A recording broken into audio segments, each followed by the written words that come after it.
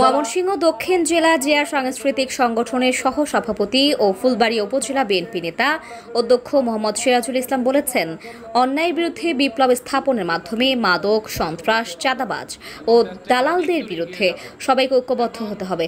বলেন, আগামী সংসদ নির্বাচনে ফুলবাড়ী আসনে যে বিএনপির পক্ষ থেকে মনোনীত প্রার্থী হবেন তাকে বিজয়ী করার জন্য কাজ করতে হবে। শনিবার বিকেলে পুটিজানা ইউনিয়ন বিএনপি অঙ্গ ও সহযোগী সংগঠনের আয়োজনে পাঞ্জানা ময়নার বাজারে দলটির ভারপ্রাপ্ত চেয়ারম্যান তারেক রহমানের ঘোষিত রাষ্ট্রকাঠামো মেরামতের ৩১ দফা বাস্তবায়নের লক্ষ্যে জনসমাবেশে প্রধান অতিথির বক্তব্যে তিনি এসব কথা বলেন। আমরা সবাই দানে শীষের জন্য কাজ করতে চাই। যিনি মনোনয়ন পাবে উনি হচ্ছে আমাদের লোক। সেটা যদি সিরাজ ভাই হয় সিরাজ ভাই, আরো অন্যান্য অনেক ক্যান্ডিডেট আছে, তারা যদি তাদের মধ্যে থেকে একজন পায় তারা হবে। আমরা সম্মিলিতভাবে চাঁদাবাজদের বিরুদ্ধে ঐক্যবদ্ধ থাকতে চাই, মাদকের বিরুদ্ধে আমরা ঐক্যবদ্ধ থাকতে চাই।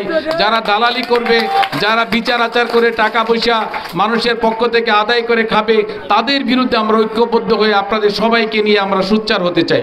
আমরা অন্যায়ের বিরুদ্ধে বিপ্লব ঘটাতে চাই। ফুলবাড়ী আসনে বিএনপির মনোনয়ন প্রত্যাশী অধ্যক্ষ মোহাম্মদ সিরাজুল ইসলাম আরও বলেন, তারেক রহমানের ৩১ দফা বাংলার মানুষের মুক্তির জন্য যথেষ্ট।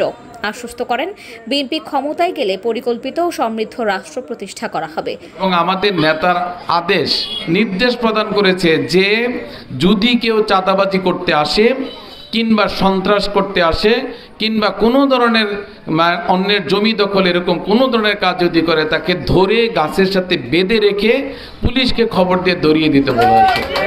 উনি ঘোষণা দিয়েছে যদি উনি ক্ষমতায় যায় তাহলে ৫০ লক্ষ আপনার কৃষক কার্ড দিবে, ফ্যামিলি কার্ড। তাহলে ৫০ লক্ষ পরিবার কিন্তু ফ্যামিলি কার্ড পাবে। সমাজসেবক ও বিএনপি নেতা সুলতান হোসেনের সভাপতিত্বে এতে আরও বক্তব্য রাখেন উপজেলা বিএনপির সাবেক সদস্য হাফিজুল হক লিটন, দক্ষিণ জেলার স্বেচ্ছাসেবক দল নেতা ফারুক হোসেন খান, বিএনপি নেতা আবু বকর সিদ্দিক, মোহাম্মদ গোলাম মোস্তফা ও ইঞ্জিনিয়ার আনোয়ার হোসেন সেলিম।